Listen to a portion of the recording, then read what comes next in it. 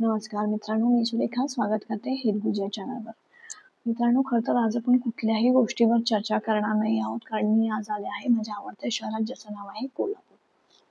आता इथे येण्यामागचं कारण म्हणजे महालक्ष्मी मंदिराला भेट देणं हे तर आहेच, पण खरं तर ह्या शहरातल्या काही गोष्टी आहेत ज्या मला खूप आवडतात. सर्वात पहिलं म्हणजे आपलं महालक्ष्मीचं मंदिर. मंदिर खूप प्राचीन आहे. त्याच्यानंतर मंदिरामध्ये प्रवेश केल्यानंतर मनाला जी शांतता मिळते ते खूपच सुखद आणि आल्हाददायक आहे. सो मला मंदिराला भेट द्यायला नेहमीच आवडतं. दुसरं असं आहे की हे जे हॉटेल आहे, जे तुम्ही हा व्हिडिओ करत आहे, त्या हॉटेलचं नाव आहे हॉटेल कोहिनूर.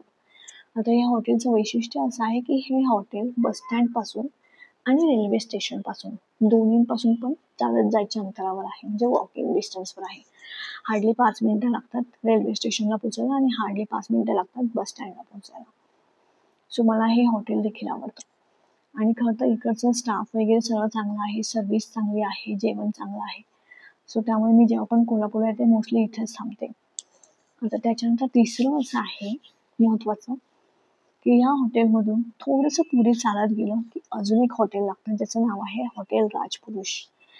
आता त्या हॉटेलचं वैशिष्ट्य असं आहे की तुम्ही कोल्हापूरमध्ये आलात आणि तिकडे नाही जेवलात तर काहीच जेवलात असं होतं. आता मी पहिल्यांदा जेव्हा कोल्हापूरमध्ये आले होते ना, त्यावेळी संकष्टी होती आणि माझा होता उपवास. सो मी पहिल्यांदा तिकडे गेले आणि मी खाल्ले होते साबुदाण्याचे वडे. त्याच्यानंतर मी त्या साबुदाण्याच्या वड्याच्या नंतर अख्खा दिवसभर माझं इथं काम केलं. त्याच्यानंतर मंदिराला भेट दिली, त्याच्यानंतर मार्केटमध्ये फिरले, त्याच्यानंतर रंकाळा तलावावरती गेले होते आणि हे सगळं करून झाल्यावरती संध्याकाळ झाली. पाऊस आला होता. सो मी म्हटलं आता मला उपवास सोडायला कुठेतरी जायला पाहिजे. सो मी पुन्हा तिथेच पोचले राजपुरुषमध्ये आणि मी मागवलं होतं भरलेली वांगी आणि चपाती. आता मला मोस्टली 2-3 चपात्या खूप होत्या. सो मी चपात्या सगळ्या संपवल्या. माझ्यासमोर आली होती भली मोठी एवढी एवढी भरलेली वांगी, ती पण 2. आता झालं असं की माझ्या चपात्या संपल्या, पण वांगं संपलं नव्हतं आणि मी खाते. मग शेवटी त्यातलं अर्धं वांगं उरलं होतं. पण एवढं चांगली झालेली भाजी फेकून कशी द्यायची ना? सो मी ती कोरडीच खायला लागले, चमच्याने घेऊन घेऊन घेऊन घेऊन आणि मी ते अख्खं वांगं संपवलं. एवढी मोठी मोठी 2 भरलेली वांगी मी अख्खी संपवली. त्याच्यानंतर ते काका आले वेटर. ते मला म्हटले, "मॅडम कसं वाटलं जेवण?" मी म्हटलं, "जेवण तर अप्रतिम होतं. खरं तर माझं पोट कधीच भरलं होतं, पण मला ते जेवण फेकूशी पण वाटेना. इतकं चविष्ट होतं की मी ते संपवूनच टाकलं." आज पण असंच झालं. आज खरं तर मी गेले होते जेवायला आणि मी थाळी ऑर्डर केली. आता थाळीमध्ये इतक्या सगळ्या डिश आल्या.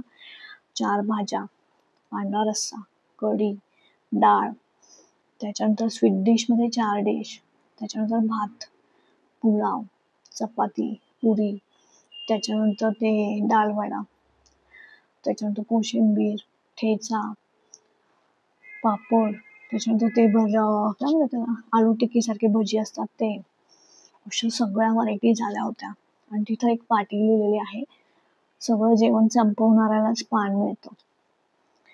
सो मला सगळं जेवण संपवायचं होतं म्हणून मी सगळ्या गोष्टी थोड्या थोड्या थोड्या थोड्या करून घेतल्या, सर्व गोष्टी ट्राय केल्या आणि खरंच मज्जा आली जेवायला. आज पण तेच झालं. पोट भरलं होतं पण मन नव्हतं भरलं. सो मी सगळ्या गोष्टी ट्राय करून करून करून करून सगळ्या संपवल्या आणि शेवटी पान पण भेटलं मला. सो हॉटेल राजपुरुष एक आहे. त्याच्यानंतर इथं मार्केट आहे. मार्केटमध्ये गेल्यानंतर इथे तुम्हाला कोल्हापुरी चप्पल किंवा कोल्हापुरी दागिने हे सगळं तर मिळतंच, पण त्या व्यतिरिक्त मला इथं जे आवडते ते म्हणजे मसाले. इकडे वेगळे वेगळे मसालेच मिळतात आणि ते खूपच म्हणजे जेवणाला खूप छान टेस्ट देतात. आता मी ज्यांच्याकडून मसाले घेते त्या दुकानाचं नाव आहे राजेश मसाले.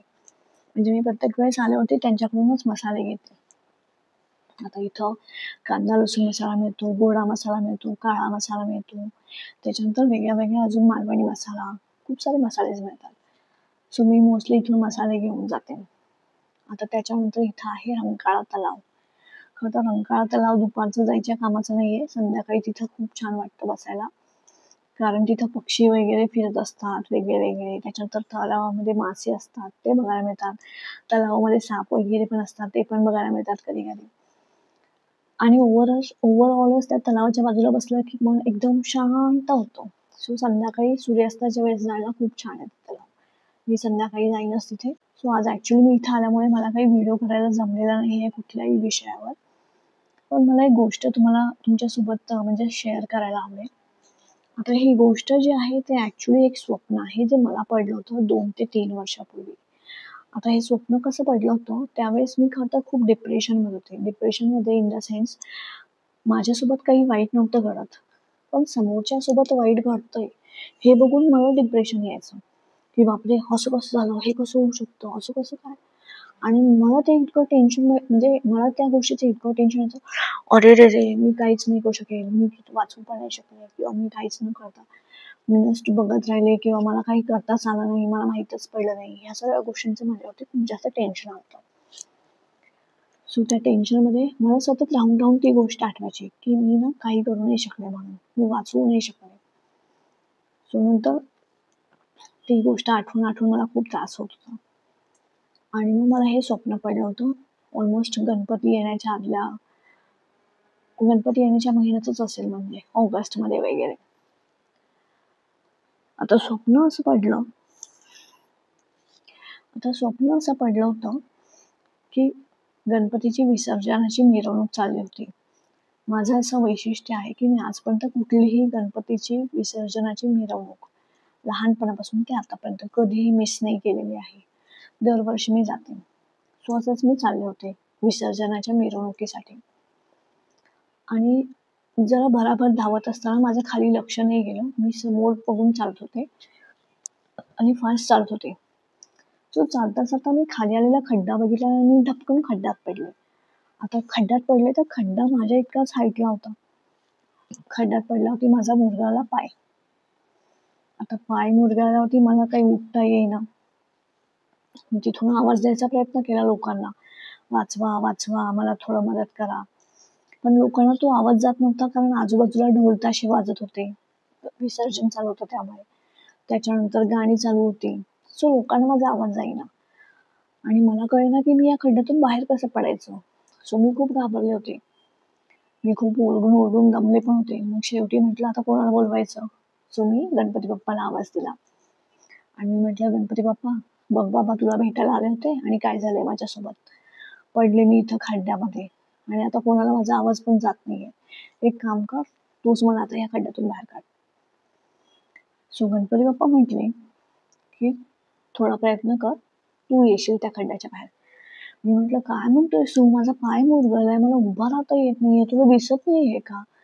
मला दुखतंय, माझ्याच्यानं नाही होणार उभं राहायला. प्रयत्न कसा करू मी?"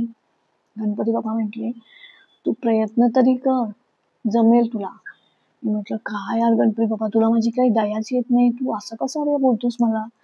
प्रयत्न कर, प्रयत्न कर. तुला कळत नाही का माझा पाय दुखतोय, मुरगळलाय तो, मला नाही होणार आहे.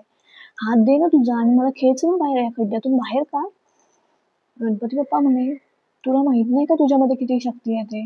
मी म्हटलं, "गणपती बाप्पा, माझ्यापेक्षा जास्त शक्ती तुझ्यात आहे. तू 2 मिनिटात मला खड्ड्यातून बाहेर काढू शकतो.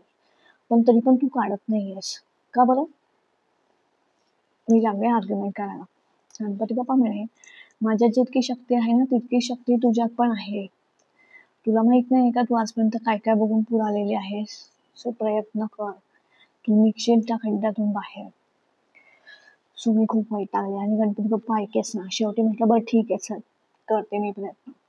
पण तू प्रॉमिस करायचंस, जोपर्यंत मी खड्ड्यातून बाहेर नाही पडत, तोपर्यंत तुझी मिरवणूक 1 इंच देखील पुढं हलता कामा नये."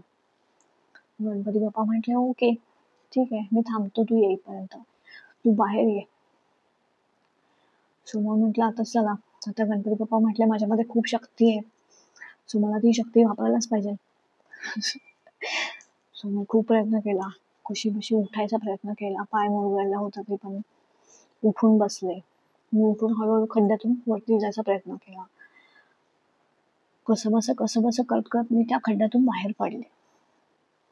आणि मग शेवटी त्या मिरवणुकीच्या इथे जाऊन पोचले. मग गणपती बाप्पाला थँक म्हटलं.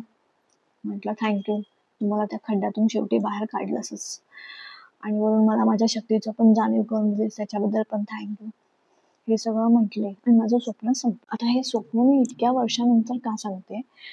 कारण खरं ह्या स्वप्नामध्ये गणपती बाप्पाने खूप छान मेसेज दिला होता मला त्यावेळेस.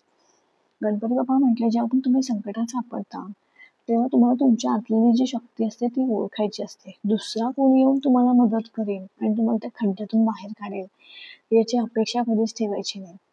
तुमच्यामध्ये ऑलरेडी तितकी शक्ती असते की तुम्ही त्या खड्ड्यातून आरामात बाहेर येऊ शकता. फक्त तुम्हाला ती ओळखायची आहे आणि वेळेत ती वापरायची आहे. सो हा होता या गोष्टीमधला मेसेज. कशी वाटली गोष्ट? मला खूप आवडलेली ॲक्च्युली. आणि खरं तर त्यावेळेस मला ह्या स्वप्नाने मी जे त्या टेन्शनमध्ये चालले होते त्याच्यातून बाहेर निघायला खूप मदत केली. आणि त्याच्यानंतर थोडंसं हीलिंग सुरू झालं. आणि आता खरं तर बघायला गेलं तर आता मला त्या गोष्टीचा फरक पडत नाही. म्हणजे मी खूप जास्त हील झाले असं मी म्हणायला हरकत नाही आहे. सो ह्या स्वप्नामुळे पण ह्या स्वप्नाचा देखील इफेक्ट असू शकतो. म्हणून मी तुमच्यासोबत शेअर केलं. पुढच्या वेळेस अजून एक गोष्ट सांगेन तुम्हाला. तोपर्यंत नमस्कार.